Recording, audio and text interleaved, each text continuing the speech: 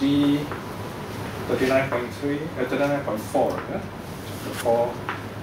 The Pali reference is D23, D23rd Sutta of the Digha Nikaya. This is a very long, very important sutta. It's very interesting. As some people call it, it's a record of the first scientists in the world, scientists, because this prince, Pāyāsi, he did some really outrageous experiments which will never be done today. It is possible they never really carry out all these experiments because they involve killing of human beings to prove his belief. Maybe he's just kind of talking about it. But then again, it could be just a story to show us how to talk about the Buddha's teaching. So this is also a discourse on teaching method, if you like. It's a bit like the Milinda Panha, or rather the Milinda Panha question and answer. Questions by King Milinda, answers by the monk Nagasena.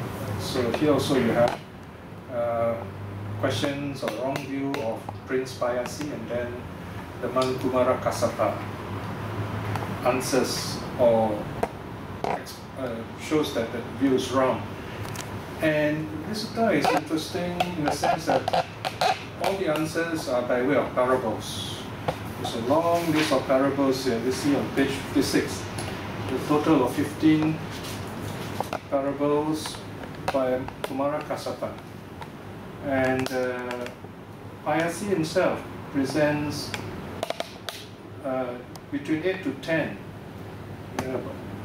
8 or 9 parables himself, or his arguments, by the way. So this sutta is quite late, according to what we see here. The sutta probably records events soon after the Buddha passed away, after the distribution of the relics, but before the first council. So the Buddha has already passed away. If you look at the start of the sutta, the Buddha is not mentioned. So these are all very important, interesting clues. Reading the sutta is like reading a newspaper. So at first you read newspaper, you find a bit strange first time. Imagine the first time you read newspapers. After a while, you begin to understand the style of the newspaper. Very short sentences. They're trying to make the report interesting. And the sutta is the other way around. The sentences can be long, and there are lots of repetition. There are two reasons why there are repetition, from my understanding. Number one, of course, as we know, the repetition is because in the ancient times, people listened to the sutta, so they need to be repeated. So if you miss something, you can listen and then you get the word again. Just like you notice, if you remember some of your teachers in school, in college, university, the better ones will repeat themselves. Important points, they repeat themselves. So you listen carefully, you won't miss, you'll get the point. So the suttas are like that, like computer programs. Number two, the repetition are what I call defilement device. Defilement device. That means if you are full of defilement, you'll give up. You just don't want to read the sutta because of your defilements. All the more you need to read the sutta, So it shows that you get bored easily, right? So, of course, the Buddha didn't purposely put it there to discourage you. The point is, maybe it is the way suttas are translated, to save space. These modern books, they put everything into one big paragraph, and all the sentences run one after the other. Whereas you notice in the style here, we have been translating this for 11 years. So even for me, I begin to tell myself, oh, there's a pattern, in the translation. So I rearrange the sentences very nicely in columns and indentation and so on. So from the way the paragraphs and lines are arranged, you can know it becomes a set. So it becomes easier to read it. And then now we are also using other devices like repetition, we put in italic, things like that. So in other words, don't give up just because there are repetitions. There's a way of reading the suttas. The suttas are like code books to teach us, number one, how to live happily in this life, number two, how to meditate well, and then the sutta also explain certain difficult points in meditation. Sometimes we meditate and then we discover something new. We don't know what it is. Then when you read the sutta, you say, oh, that's it. You recognize it right away. So this is the wonderful quality of the suttas. For example, let me give a simple example here. I mean, I've been studying Buddhism, teaching Buddhism, living as a Buddhist for most of my adult life, 40 years or more. And I teach a lot of suttas to people, and then you find not everybody has a positive response. People expect to be entertained, for example. So after a while, we can feel quite sad about such people. And then after that, they come back with a lot of suffering when they are told how to prevent such suffering. You only need to listen carefully. It's just like you tell people, don't go that way.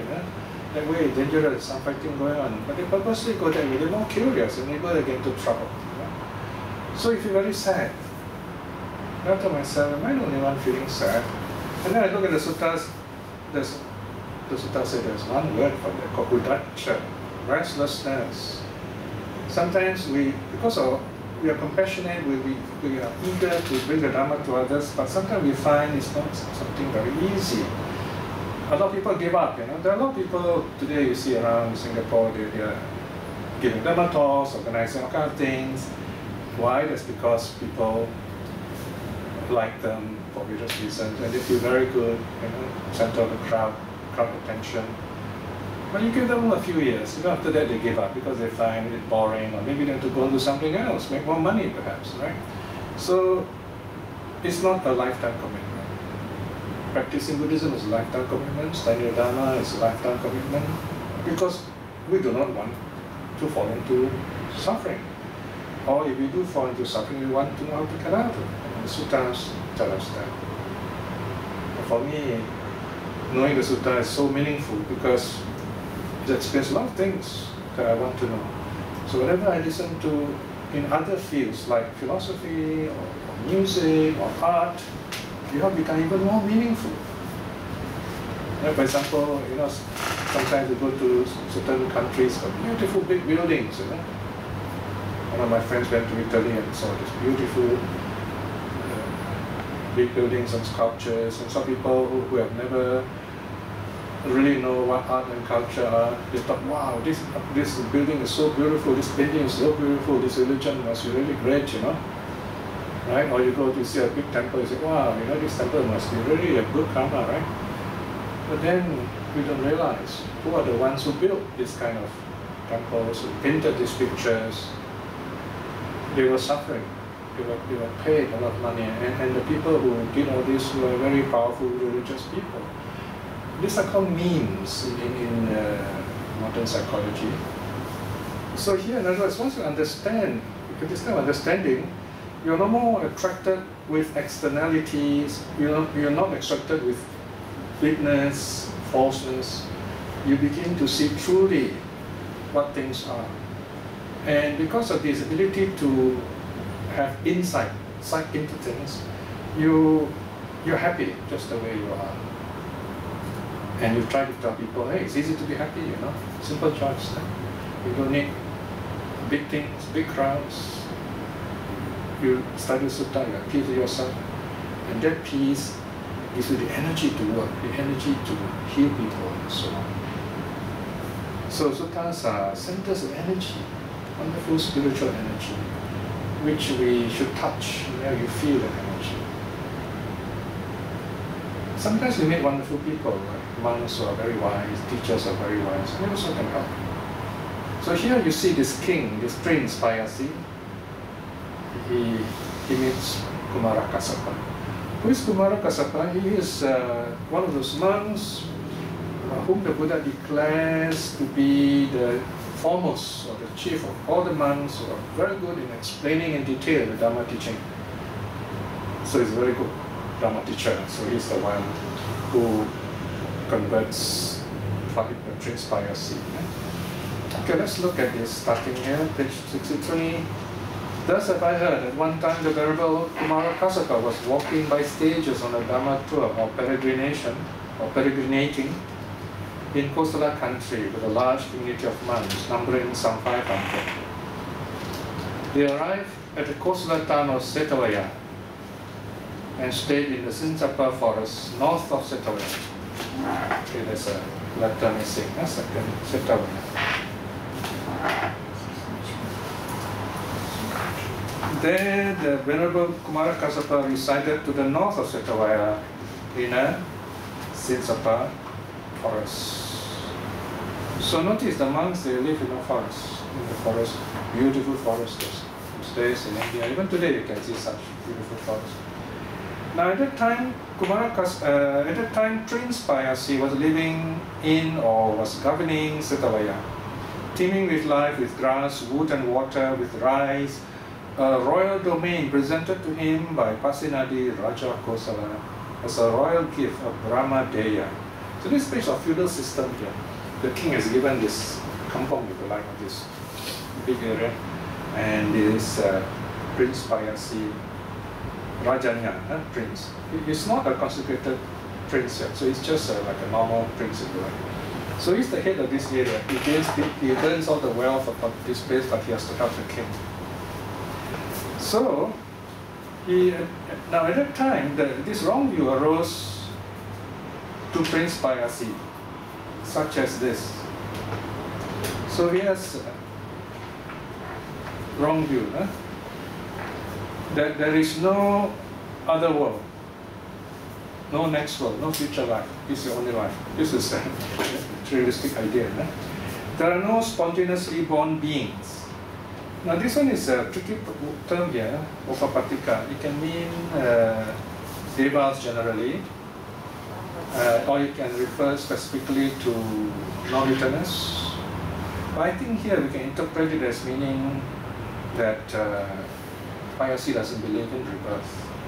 Because the last one, his wrong belief, he says that there is no fruit or result of good or bad actions. He doesn't believe in karma. So if you don't believe in karma, you don't believe in rebirth, you don't believe in the afterlife. So he has something like a materialistic idea. He could well be like a modern scientist later on, if you see how he proved his case. So he was resting on the top of his this balcony, or rather roof garden. Okay, he was resting there during his break, and then he noticed these people were moving, passing by his palace, going to the forest. And why is that? To see Kumara Kasapa. This theme happens quite often, in the Digha Nikaya, in the Chanki Sutta and a few others, where this Brahmin sees people moving in the village, going in rows and groups, and then he asks his servant, say, where are these people going? And the servant will say, they're going to see the Buddha, or in this case, they're going to see Kumara Kasapa. Then he himself doesn't want to be left out. They say, tell the crowd to wait for me, I'm coming along. I mean, he's the head of the kampong, so obviously he wants to make sure that he's seen along with the crowd. So you can read 3.1. Now at that time, Prince Pāyāsi had gone up to the upper terrace of his palace for a day rest. And then after it talks about see all this crowd people moving towards the forest. And now he hears about Kumara Kasapa. He knows that Kumara Kasapa is a very good teacher. And Kumara Kasapa believes, or rather teaches, the opposite of what he believes in. So he wants to go and debate with this monk. So here again you see this interesting curiosity in those days. I remember when I was a younger monk, I meet a lot of people this way. They come, they want to talk Dharma and so on. They were very curious. Occasionally I do get some of these big name VIPs you see in the city. They will quietly just message me and say, can I meet you? want to discuss meditation, discuss Dharma, things like that. So Pāyāsi wants to meet Kumara Kassapa just to do that. So in section 4, you find he meets Kumara Kassapa. Then Prince Pāyāsi, surrounded by the Brahmin house lord from Setavaya, there should be an S there, house lords.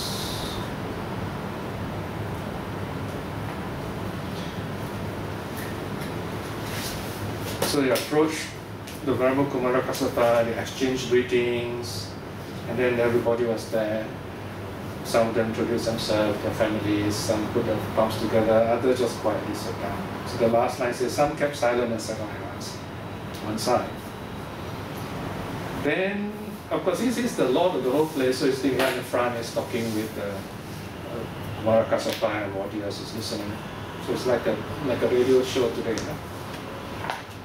So he announces his idea, his stand, 5.1. So it's like a public debate. It says, I, Master Kassapa, hold the doctrine, this view, that is to say, there is no other or no next world, there are no spontaneously born beings, there is no fruit or result of good or bad karma. Right? So I don't believe in the afterworld, no rebirth, no karma. What does Kumara Kassapa say? He says, 5.2. I, O Prince, am neither seen nor heard of anyone holding such a doctrine, such a view. How then, O Prince, would you speak in this way? Right? So Kumara Kassapa once said, no, I've never seen anyone have all these strange ideas. Because in India in those days, karma and rebirth and afterlife are universal belief. Even today, if you go to India, I would say 90% or maybe more people will believe in all these teachings. So, Kumara Kassapa starts off the teaching, 5.3. It says, what do you think, O Prince? Before that it says, in that case, O Prince, I will question you on just this point, answer as you see fit. What do you think, O Prince? The sun and the moon, are they in this world or in another world? Are they divine or human? Are they celestial or human? So first argument, Kumara Kassapa says, you look at the sun and the moon in the sky, right? You can see them, I can see them. Do you regard them as of this world or not of this world? Celestial or human? Then the king says, of course it's the belief of those days. They say, well, it is not of this world. In other words, it's a different world. To them, sun and moon is celestial. In other words, not in our atmosphere. So this is the first argument Kumara Kassapa uses to prove that there are other worlds, other realms, if you like. Okay, so one meaning of the first belief is there are also other worlds, not just our human world only. But of course, it's a broad meaning. The other meaning is also afterlife, in other words, rebirth. So, this Pāyāsi is very cunning in a sense, because he says, yeah, okay, I accept the argument, but still I'm not convinced. Look at 6.1. Even though Master Kassapa says that, it is still the case for me here, that is to say, I believe there is no afterlife, no other world, no spontaneously born beings, and no fruit of karma. Right? So it says, I hear what you say, but still I'm not convinced. All right, then, now Pāyāsi comes up with his own argument. Okay, he says, 6.5, here Master Kassapa, I have friends and colleagues, relations and blood relations who destroy living beings, take the not given, commit sexual misconduct, speak falsehood, speak harsh words, indulge in frivolous chatter, slander, are covetous, and have a mind of ill will, hold wrong views. In other words, they practice all the wrong things. So when they die, they are reborn in hell. Now here, of course, Pāyāsi doesn't know all this. He has some idea about what popular belief is. He said, well, these people, they break all the precepts, all these 10 causes of, they follow all these 10 causes of wrong conduct, 10 bad karma. The first 3 of the body, middle 4 speech, last 3 of the mind. Body, speech and mind all wrong. So they are reborn in suffering states, in the hells. So I told them, I said, look, before they died, so I told them, I said, now, you know, if you go to hell, but once you reach there, you know there's hell, then I want you to come back and tell me. Alright, so you know, this is the first, it's a very scientific kind of idea. So I want them to come back as a witness and tell me. But then he told Kumara Kassapa, he says, none of them came back. None of them came back. So there you are, this is my proof. There's no such thing as other world, like hell, for example. Now you and I know this is not very convincing, right? This is called, you know, in logic, what is it called? It's called argument from silence. Argumentum silencio. Since you are silent, therefore you are wrong, that kind of thing. You know? So it's not necessarily correct. Oh yes, the Catholic Church, those Renaissance Catholic Church have a way of dealing with people like that. You know? Sometimes they want to vote something, you know, a very important thing which not very popular, so the other people, cardinals and so on, they not say anything. So the person in charge will say, okay, since you are silent, that means your silence is assent. Now of course in the Sangha also we have that approach. There's a Latin term for that, where silence is agreement. But in the case of the Buddhist Sangha, that is a convention. The Buddha also, if he accepts an invitation, will be silent. Okay? It is a tradition in those days. Because in our times, we don't have that kind of tradition. Because in our culture, to be silent would be considered rude, for example. So you see a bit of change.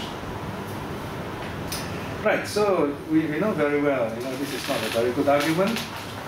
So Kumara Kassapa comes up with a counter argument.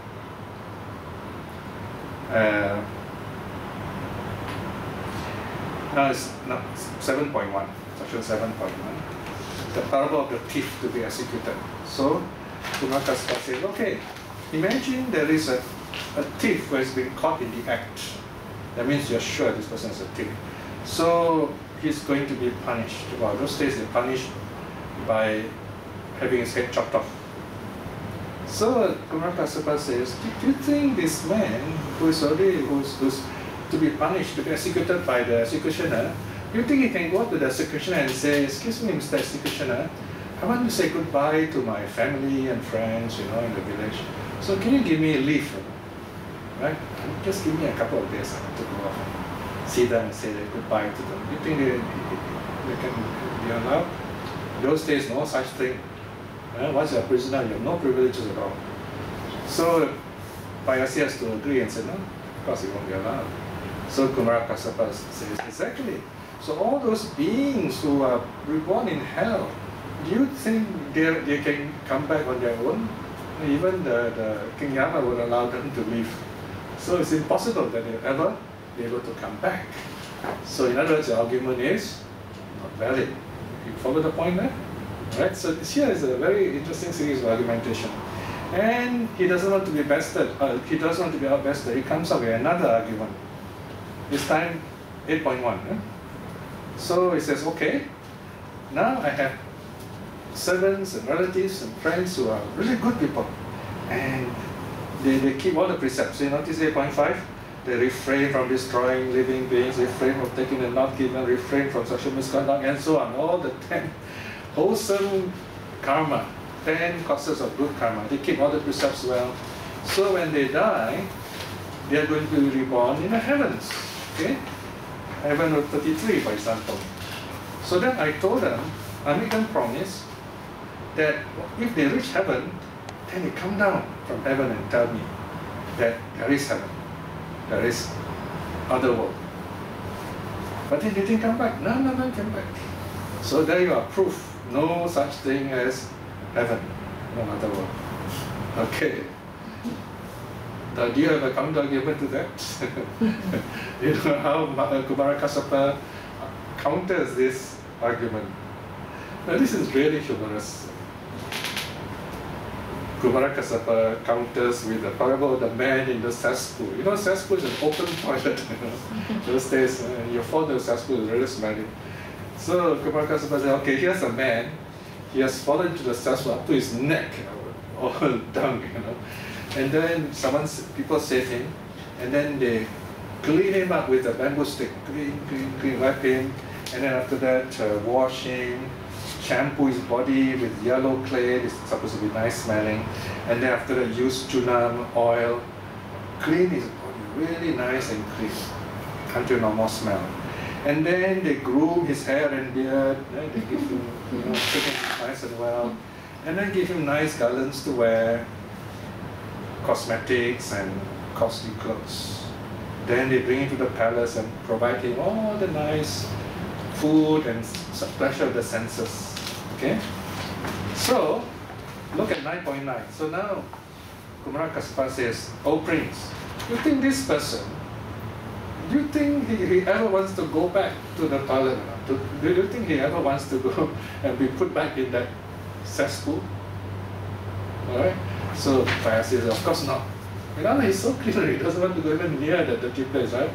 So what is the argument here? Kumara Kassapa is saying, these devas, they are so happy and they are so pure. And the human world is so smelly and dirty.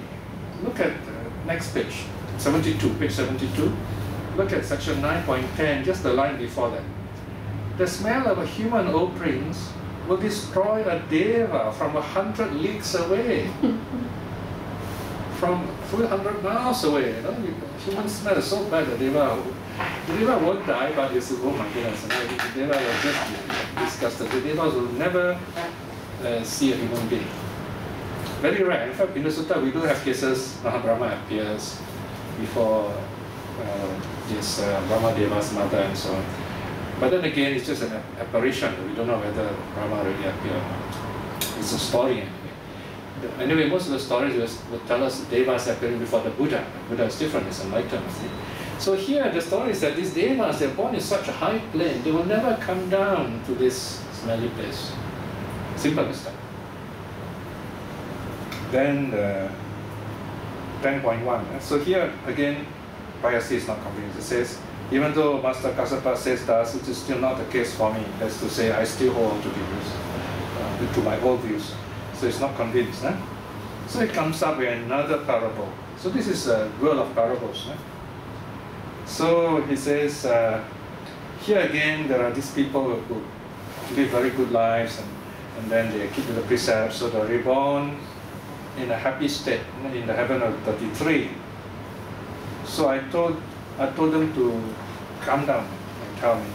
Because heaven of 33, the gods are more powerful, but still they're lower heaven.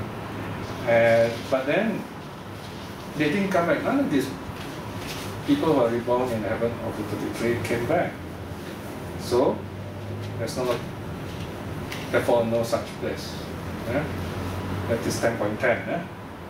And then 11.1. So now Pāyāsi, Kumara Kassapa responds with another parable. He says, okay, now I'll ask you this question. Now, O Prince, that which is 100 human years is but a single night and day amongst the devas in Tawatingsa. Alright?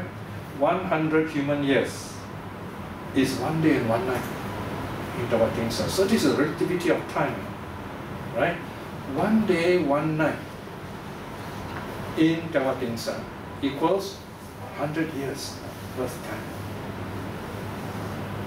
Of these nights, 30 form a month, and of these months, 12 form a year. Of such years, 1,000 is like the lifespan of the devas of Tawatingsa. So the devas of Tawatingsa, very long lifespan.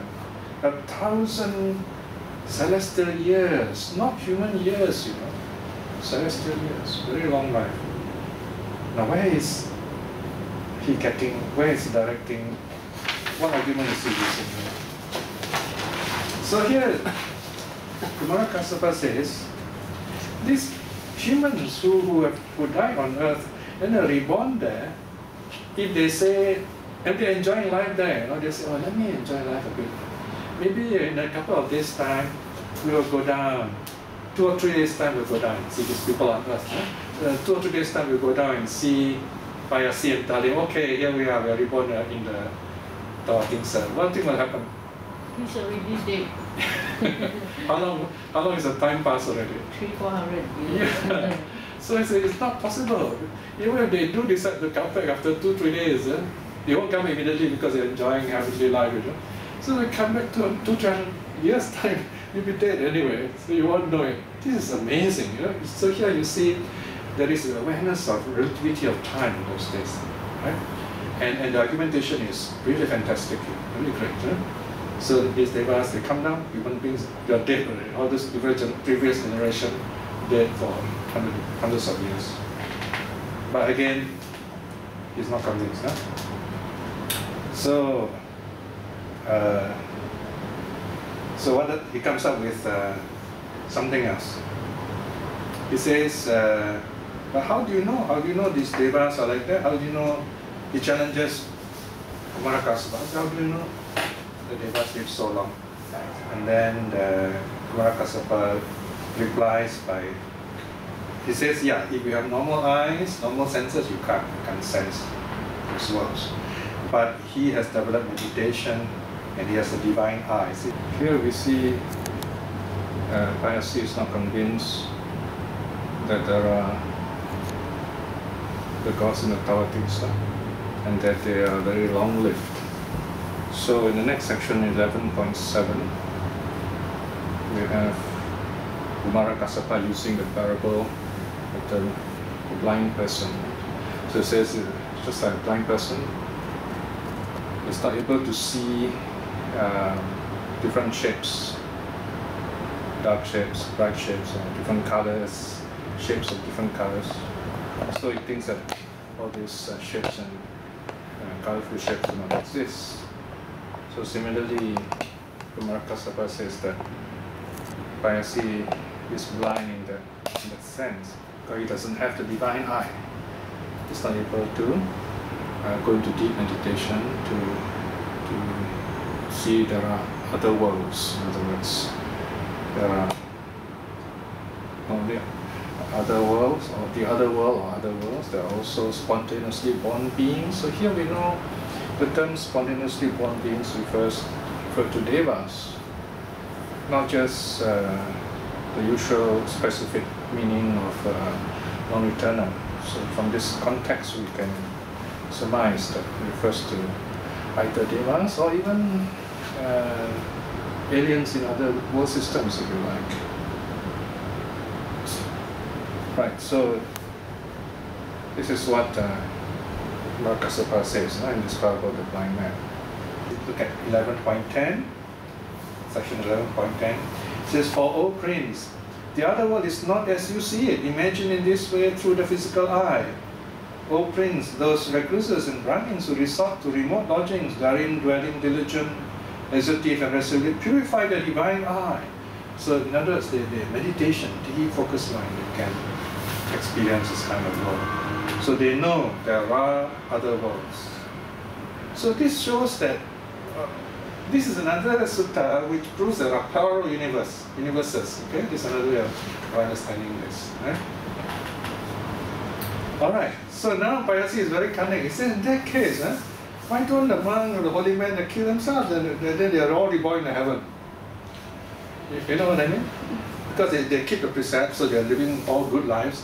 So why don't they kill themselves and then they die early, so they are free from earth suffering and reborn in the heavens? Wow, this is another tricky statement, isn't it? Yeah, isn't it? This man is playing the devil's advocate, huh? All right, so how does Kumarakasapa answer that one?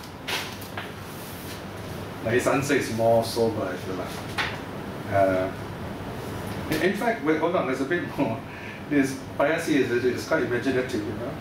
You look at the end of section 12.6. He says, then these good recluses and Brahmins, morally virtuous, good by nature, would take poison or draw a knife or strangle or hang themselves until dead or jump off a cliff. They say different ways of killing themselves. Whether they kill themselves, you know.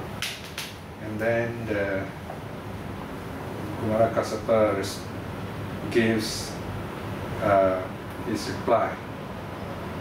He says, okay, imagine a man has 2 wives, okay? And then one of the wife has a child, and has a son who's 10 or 12 years old, and the other, second wife, is pregnant. Then the man dies. The man dies. So that means the son takes over the property, right? But there's a problem here. This other mother, second mother, has a child. So if the child is born, especially if it's a son, then the property must be divided equally. This is the primogeniture according to ancient law. Especially the 2 sons, you got to divide the property. Then the mother says, no, wait, we won't divide. You should not take the property yet because I do not know who my child is. So if my child is a boy, then you share. But if it's a girl, then she'll be your servant, right? The story takes an odd turn where this woman, the second mother, is impatient. So she goes to the room and takes a knife and cuts open her belly to see whether the baby is a boy or a girl. It's something we normally would not do. So of course, in doing that, she kills both herself and the child. So in that way, she doesn't obtain any of the treasure at all.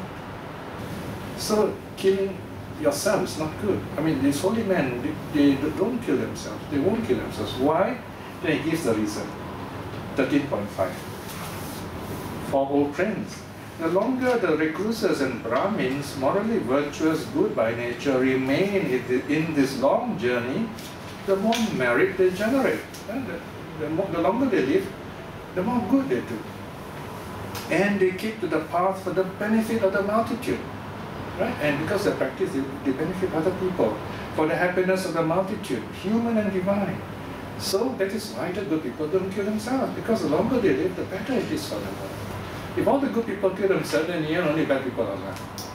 So very good argument, very good counter argument. You can see Kumara Kassapa is very wise. And this also can teach you how to, next time people bring out all these crazy ideas, you have your own answers following Kumara Kassapa. But again, Pāyāsi is not, claims he's not convinced. He comes up with another, inverted commas, proof that his ideas are right.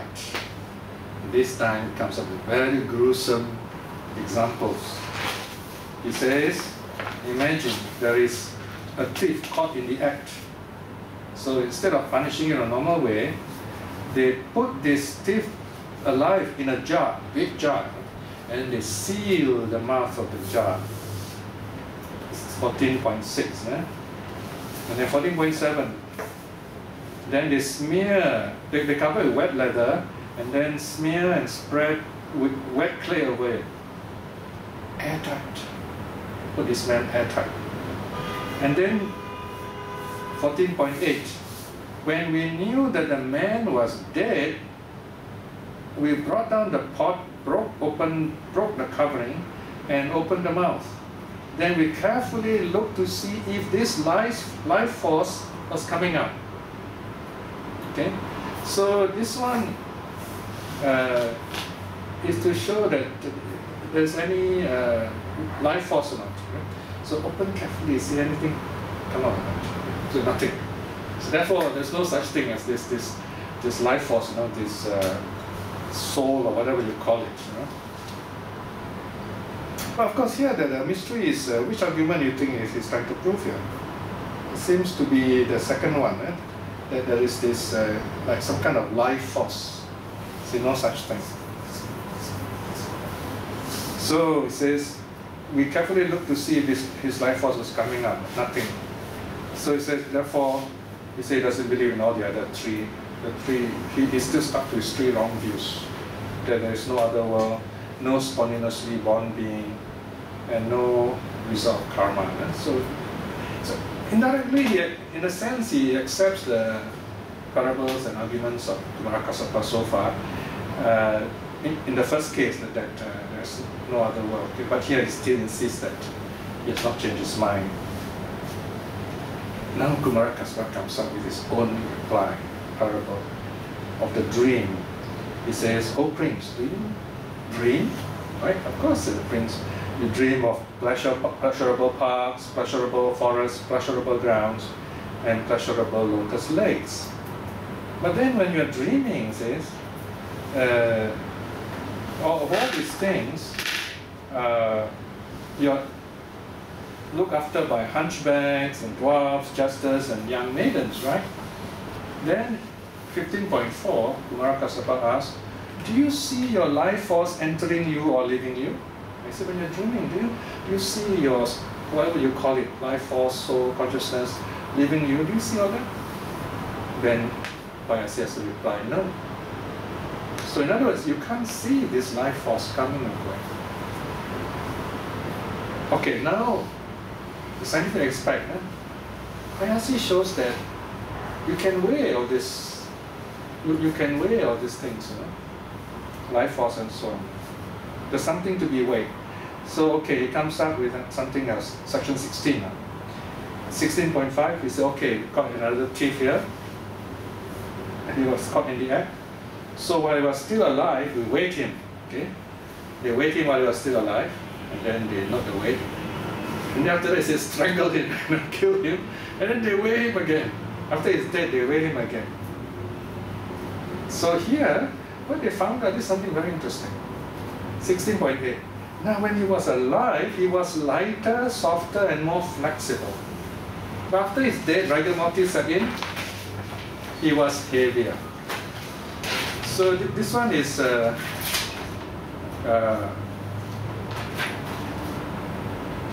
so here, when he was dead, he was heavier. So here, therefore, the reasoning,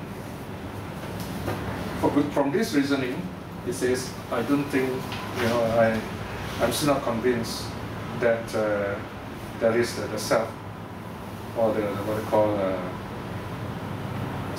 this consciousness or life force. Yeah? Because when it's alive, it's lighter. When it's dead, it's heavier. Because if there is a life force, when it's alive, it should be heavier, right? So it's a very weird kind of logic anyway, right? Okay. Now, this is very scientific. This Kumarakasapa comes up with physics. Pāyāsi talks about a human body. Pāyāsi talks about an iron ball. He says, okay, suppose, O Prince, 17.2, so suppose, O Prince, a person were to weigh an iron ball heated all day so that it is burning and glowing brightly. So this iron ball, hot, glowing, and he weighed. And then after it's cooled down, quenched and cooled down, and weighed again. Now this is very interesting. Which one is lighter? Section 17.4. When Master Kassapa, the iron ball is burning and glowing brightly along with the fire element and wind element, it is lighter and more workable. So according to the explanation, the fire and wind element are there, so it's lighter and more workable. Then after that, it becomes heavier. So in other words here, Kumarakasapa is explaining using the four elements. So when it is cooled down, then you've got the earth element, so it becomes heavier. At least they do observe, even in Buddha's time, observe all these things. These are kind of scientific knowledge. So, what is the proof here? 17.5. So too, O Prince, it is with the body. When it has vitality, body heat, and consciousness, it is lighter, softer, more workable. Right? So what Kumarakasapa is saying, you see, that's the thing, you can't weigh it. This life force has no weight. But when a person is alive, he has this life force. Okay? What it is vitality, body heat, consciousness, three aspects of the life principle. Can you follow so far? So the Pāyāsi wrong. Now Pāyāsi comes up with even more gruesome experiments. Again here, the poor thief, another thief is caught. The thief is caught in the act, 18.5. 18.6. He's put to death without destroying his body, skin and whole body is carefully kept. Then, when he's nearly dead, then they check his body, check his back, put it on the back and then check, and then put it on the face. The other way around, check again, see any anything coming out or not, any life force. And then look at him on the side, this side, that side, and then put him upright, and then downside up, all different positions. And after they beat him with the hand, step him, see any life force, nothing. And then after that, hit him with a stone, and hit him with a stick, with a sword, and then shake him around, shake him about also. But they still couldn't dislodge the life force. So no such thing. Pāyāsi said, we can't dislodge any life force. So Pāyāsi is the kind of materialist, he expects everything to be like, can be seen. It's almost like the science of pre-Newtonian science, before Newton's time, you believe like that, in ancient Greece. So, how does Kumarakassapa respond? He responds very beautiful parable. The parable of the conch shell. He says, okay, in a certain village there's this man with a big shell, he blows the conch shell, very nice sound. And the first time the people in the village heard it, so they all came around and said, wow, that's a wonderful sound, where did it come from? They did not see the man blowing it, so they did not know where the sound came from. Of course, the conch blower say the sound came from the conch. But the people don't understand, they thought that, it's like the tape recorder, the sound comes from the conch. So they took the conch, they look it this way, that way, they knock it here, knock it there, shake it, and so on. No sound. The sound still didn't come up. So here, Kumarakassapa, being a bit humorous, he says the person looked into the shell. There's no sound, the sound didn't come out. Of course the sound couldn't come out. Because the sound is only produced if this man who's alive apply his breath, blow into the conch, and then only the sound is produced. So Kumarakassapa is explaining this, how sound is produced through conditionality. So same thing also, when the person is alive, it's all conditions. So in other words, you cannot detect the sound from the shell itself. The sound is not stored in the shell. There was, in those days, in those time people actually believed that. They believed fire was actually all the time residing in the wood. So when you burn the wood, you're making the fire come out. But the Buddhists don't believe that. So sound also, they think the sound is already in the shell, and then when you blow, you make the sound come out. So Kumarakassapa said, not true, right? So you need vitality or life force, and then heat and consciousness for a person to be alive. The conditions must be there. Okay, Pāyāsi comes up with another idea. So this time he says, okay, here is this thief who is caught, and then this time this is really terrible. The man is still alive, and they cut off first his skin, remove his skin, and then cut off his flesh, bones, bit by bit until to the bones. So still cannot find any life force. This is a terrible experiment, cut off, reflection of a living person.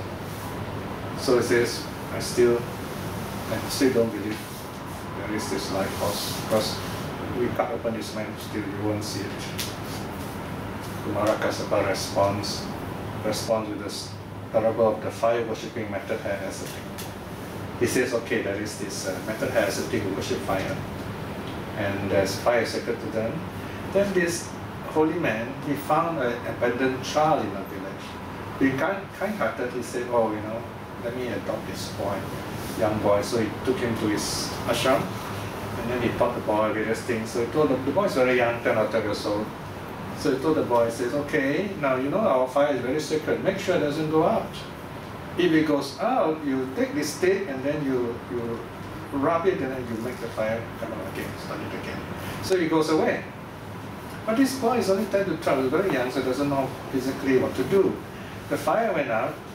Then he looked at the stick, so what do I do now? He didn't listen carefully, he forgot how to use the stick. It's not easy anyway to make fire from a stick for a boy. See? So what he did was he thought that the fire is in the stick. So he chopped up the stick and see whether the fire there or not. And then he break it up, and then he pound it, and then he did all kinds of things to it, make it into powder form, and then start winnowing it to see where's the fire stored. Now, of course, here is the Buddhist way of making fun of the wrong belief in those days. As I told you, they believe that fire is stored inside the wood itself. It's like a material thing. So then the fire worshipper comes back and says, how come the fire is out? And why didn't you light it? Then the boy said, yeah, I tried, but there's no fire in the wood. So the fire worshipper told the boy, how stupid you are. That's not the way. Fire is not in there. You got to rub it and it showed him how it's done. See? So in other words, here again you see conditions. When the right conditions are present, then life exists. Right? So at this point, Kaspa was telling the prince, look, I've been telling all these parables, and you keep holding on to your wrong views. It's not good, you know. 21, bottom of page 85. Even so, you too, O prince, are foolish and dense, seeking the other world without wise consideration. So you are like this boy who would chop out all the wood, look for the fire inside it. And it says, discard, O prince, this holding on to bad false views. Discard, O prince, this holding on to bad false views. Bring not harm and pain upon yourself for a long time. Just to give up all these wrong views. But Pāyāsi is still stubborn. He said, no, I can't. Why? And his reason is very interesting. 22.2. For Raja personality of Kosala knows me, and foreign kings too know me thus. Prince Pāyāsi holds such a doctrine, such a view. That is, there's no other world, there are no spontaneously born beings, and there's no fruit or result of good or bad actions.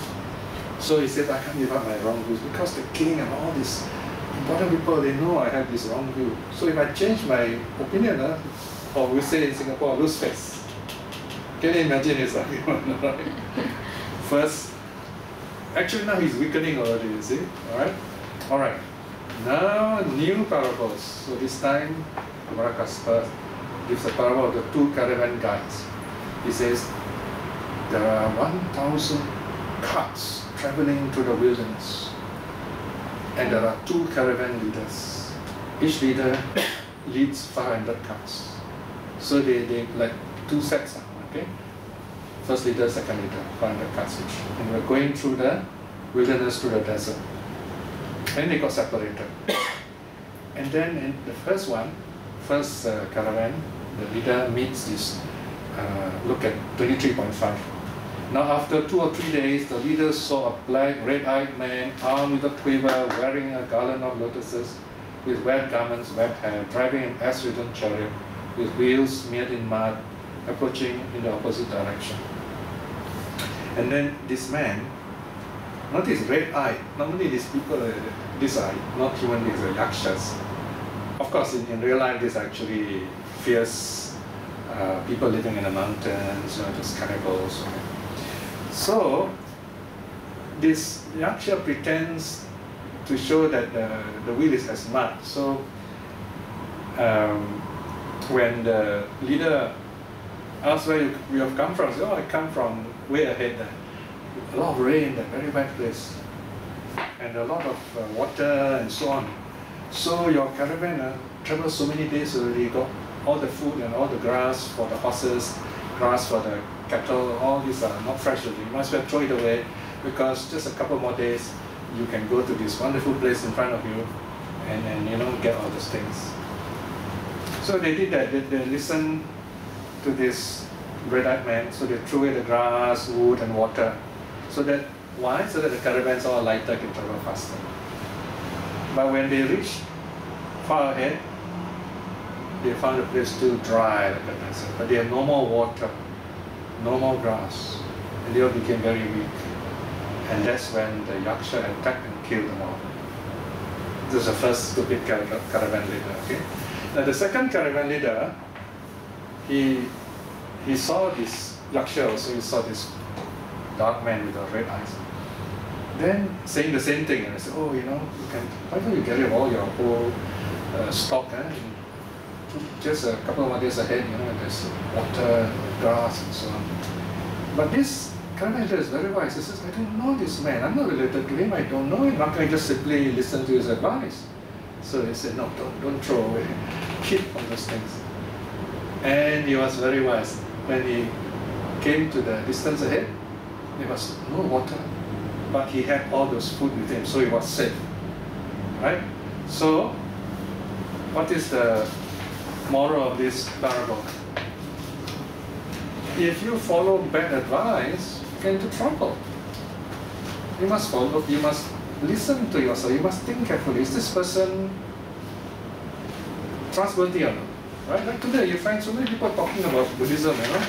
All kinds of people talk about Buddhism. But most of them never studied the suttas. They are teaching Buddhism, why? Because of their fame or the wealth, for all the wrong reasons, but not because they know Dhamma. So if you listen to them, what's going to happen? Wrong views. So here you are. This is what Kumara Kassapa is saying. So again, he tells Prince Pāyāsi, says, remember, think of the first caravan leader. What happened to him? Right? You must be like the second caravan leader. So get rid of your wrong views. But here again, Pāyāsi is stubborn. He says, 24.1, even though Master Kassapa says thus, I am unable to give up holding to these bad wrong views. Again, same reasons as, you know, all the famous people know like what these views. Right? So then they will make fun of me. Right? So, and the way he says it is so funny, you know. Look at 24.3. If I, Master Kassapa, were to give up holding on to these bad wrong views, they will say of me, how foolish is Prince Pāyāsi, so dense as to hold on to what is difficult to grasp. I will bear it peevishly, I will bear it scornfully, I will bear it spitefully. So it doesn't matter what they say. Even if it is wrong, I will still follow this wrong view. Okay, now this Kumara Kassapa comes up with another parable. This one's really becoming more funny. He says, imagine there is a pig farmer, a pig raiser or pigman. He raises pigs. Then he found lots of dry dung.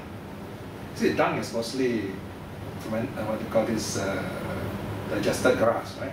So they were dried and then feed the pigs with it. So he collects all this dry dung, dry cow dung, and he carries it on his head. That's what they usually do anyway. So then, Kumara Kassapa says, came a heavy rain. And all this dung got wet, you know, and it started oozing all over him, right under the fingertips.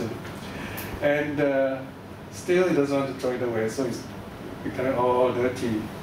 So that's called a dung potter. Huh? So people look at him and say, you must be crazy, why all this smelly cow dung all over you? So Kumara Kassapa tells the prince that you must give up your wrong views. You end up becoming just like this dung potter, you know, all covered with smelly cow dung. Again, Pāyāsi is stubborn, he says, no, I can't. I'm too famous, you know, and all these famous people will make fun of me. Then, Kumara Kassapa comes with parable number 13. We're going near the end already, right? This is the parable of the dice players. So there are two gamblers, two gamesters, they're playing dice. And one of them, whenever he has an unlucky throw, he will swallow the dice. He thinks the dice is not good, so he swallows it. And then his friend decided to cheat him and say, okay, let's do some good luck prayer. And then what he did was, he immersed the dice in poison, some kind of drug. So every time this other guy loses or gets a bad throw, he swallows it until he feels sick and really not well. So it's not said that whether he didn't die actually, he just got sick. You know? So here, this only one with a poem, 27.8. Smeared with the most potent fire is the dice the man swallowed. He knows it not. Swallow it up, bad dicer. Bitter it will be to you. So Kassapa says, you talk like this, you're like this bad loser, swallowing this poison dies. What's going to happen to you? You will suffer. But still, Pāyāsi doesn't want to give up his wrong views. And then Kassapa comes up with parable number 14, the hemp load. Okay, this one is the most beautiful of all the parables, and it is the longest. The Kassapa tells Prince Pāyāsi, says, okay, there's this new land, very wonderful new country which is discovered, and then the two friends go there. When they reach the place, they found somewhere in the street, they found some hemp. Hemp is like, this rope, very rough rope, jute. So they say, wow, this is good. So they bundle up the hemp, the big bundle they carry with them, because they can sell it or make money, you see. Then they move on, and then they found hemp thread. The hemp already woven into ropes or thread. They said, this is even better, So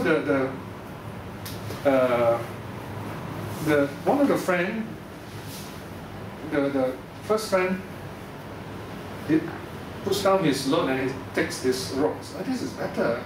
I don't need this hemp anymore. All these ropes are well woven and saves a lot of trouble. So he took all the rope, packaged it and carried it. But the second friend said, no, I'm happy with my bundle, already nicely done, I don't want to take the trouble anymore. So still stick to his old burden. And they move on. Then this time they found hempen cloth. In other words, these threads have been used to weave into rough cloth, hempen cloth. So this first friend said, oh, this is even better, So he took all this cloth and threw away the previous load, replaced it. But his friend still said, no, I'm happy with my old load, first load. And this went on like that. They move on, they found flax. Flax even more fine kind of fiber. And then they found threads, and then linen cloth, cotton threads,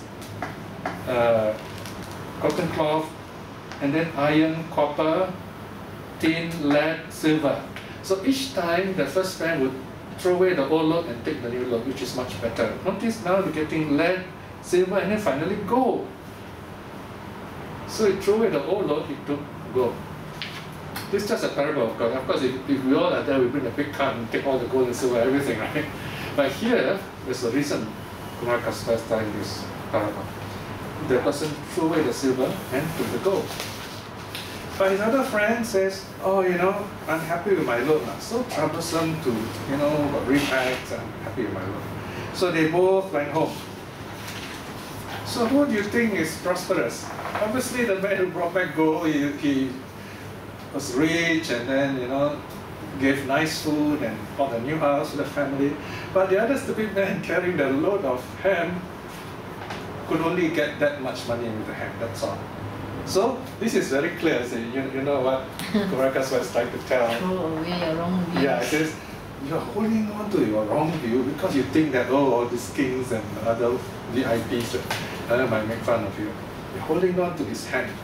Here I'm offering you gold and you refuse it. Alright?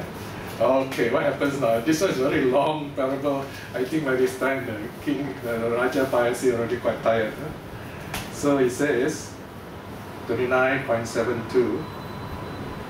Notice the second 29 is very long. These early editors, they pick a whole chunk, I have to number up to another 73. 29.72. Even so, you, O Prince, I think, like the hand bearer. So give up your wrong views. Section 30. Finally, Prince Pāyāsi admits it. I'm already pleased with Master Kassapa, convinced by him from the very first parable. But I thought I would contradict simply out of the desire to hear Master Kassapa's various insights into the problem. So he actually, the very first parable which the monk used to say, I'm already convinced. But he went on pretending this is really a devil's advocate approach, right? Because he wants to hear all the teachings that Sutta has to give. It happened to me once, this man came to me. I started asking all kinds of funny questions. And I just answered patiently. And then at the end of it, he says, wow, okay, you've been patient with me, and now I can tell you, actually, I was just, I heard about you, so I just want to come and test whether you are really, as they say, so I said, pass or not. Can you imagine? Okay. Oh, but there's one monk who failed. It is said this monk in Penang, one of the devotees, he heard the old monks of compassion and so on, so he dressed himself as a beggar. And he went to the temple and said, oh, please help me, give me food. And the monk chased him away. So he told his friend, look, this monk chased me away. So I suppose the monk failed. This is not a very good way of testing people. Not bad, just playing around. Okay, so Pāyāsi is very happy, he takes refuge, and then he dies. Before that, there's something else, before he dies.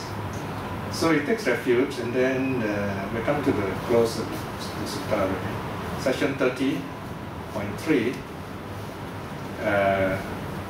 Pāyāsi says, I want to make a big sacrifice. Offering, I'm so happy, he wants to make dana for the Sutta. Then the monk says, whatever you offer, make sure nothing is killed. Look at 31.1. A sacrifice, O prince, where oxen are killed, or goats are killed, or chicken and pigs are killed, various living beings come to destruction, and the participants have wrong views, wrong thoughts, wrong speech, wrong action, wrong livelihood, wrong effort, wrong mindfulness, and wrong concentration. Such a sacrifice, O prince, has no fruit, no great benefit, no great renown, no great pervasion. So it's like a poor field. You have a poor ground, you can't grow things, full of stones and rocks and stumps. Even if you sow seed, they won't grow properly. On the other hand, a good sacrifice, no killing is involved, and it's like a good field. When you plant something, it grows very well. So the prince said, okay, there'll be no killing, so he offers proper things without killing, proper food. So, but then he offers very poor food, 32.1. He offers broken rice, gruel, in other words, porridge made from broken rice, with vinegar, and offers rough cloth with thick fringes, very poor quality. Of course, the monk doesn't complain. But the person in charge of this offering is the young Brahmin called Uttara. He noticed, he looks at all this and says, oh, how can you offer all these things? These are really not good offering at all. So he told Pāyāsi, he said, you should not offer these things. And then Pāyāsi said, okay, in that case you offer whatever I'm wearing, whatever I have, whatever I use, you can offer it. So the offering was changed, and Sutta was given such offering, right? And so this Uttara, the story of Pāyāsi ends here, so to speak, because then the prince dies and is reborn in the heaven of the 4 guardian deities. So, you know why? He made this offering, but he's not full of faith. He himself doesn't make the offering himself. But his Uttara, he's more full of faith, and then he makes sure offerings are proper, and then he does it himself. So when he dies, he's reborn in heaven of the 33, 1 heaven higher. And then this monk called Gawapati, he often goes to this, the Acacia Mansion. Acacia Mansion here is in the 4 Great Kings realm, where Pāyāsi was reborn. So he goes there, because he's a meditating monk, Gawapati. But as even before he became a monk, he was a deva, so he would live in that area. Then when he becomes a monk, he meditates, and he will go to the same old heaven to rest. And then he meets Pāyāsi, Then Pāyāsi tells him, when you go back, please teach the people to offer properly. He says, if you don't offer properly, then your rebirth will be so good. Right, so then the Deva Putra Uttara also is there on a higher level. So he meets Gawapati, he tells Gawapati his own story, how his good offering helps him to be born in a higher level. This is from the Vimana Vatu. Okay, these are stories about giving So this kind of story you find, they come a bit later in the history of Buddhism, where giving becomes more important and the Sangha is bigger. And the closing teaching is about proper giving. Look at 32.19. This one is Uttara speaking to the monk Gawampati. As such, Bhante Gawampati, when you return to the human world, please declare this. Teach the people this. Give offerings with care. Give offerings with your own hands. Give offerings with proper thought. Give offerings of the not discarded. In other words, don't take away things you throw away and offer. So this is proper, perfect offering, in other words. Then, if you do this, when you pass away, you will be born in the heaven after 33. So the sutta ends there. So you can see from this kind of teaching, the sutta talks about argumentations of Pāyāsi and how Kumara Kassapa corrects his view. The parables are very interesting. It also gives us some idea how to answer wrong views of people. And the last part, closing part, talks about how to give offerings in a proper way. Okay? Right, so just nice, huh? This finish our any questions? Yeah, we was already halfway through. He said, oh, so many parables, and this Pāyāsi still do not convince. I said, oh, I thought I must well become. Then we know, actually Pāyāsi was really convinced by the very first parable. He just purposely, wants to try out the Kumara Kassapa. And also for our benefit, so to speak. Yeah? Okay, any notes? That's all, huh? Okay, let us close with a short reflection. Right, so this Pāyāsi Sutta is a very sweet teaching, telling us how to teach the Dhamma, how to be patient, how to use parables to teach others. And the Sutta also talks about proper giving. All these teachings are telling us how to approach the Dhamma, the proper mind, proper body, to get the full benefit of it. Reflecting in this sutta, let us be more determined to study the sutta so that we grow in wisdom to understand the precepts, to understand the nature of the mind, and in this way we'll be happy in this life itself. Reflecting in this way, we create good mental karma, even here and now. And through the power of our faith in the three jewels, our own practice of generosity, keeping the precepts, meditation, coming for study here, with the power of all these good actions, may in this life itself we attain calmness, focus when we meditate. May we be happy in this life itself. Above all, may we attain spiritual liberation, namely stream winning in this life itself. In this moment of peace, let us send our loving kindness to all those people who are important to us, our teachers, relatives, our friends, even those who are inimical to us. May they see the Dharma, may they be well and happy.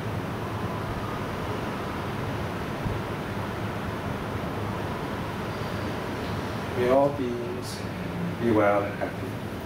Sadhu, sadhu, sadhu.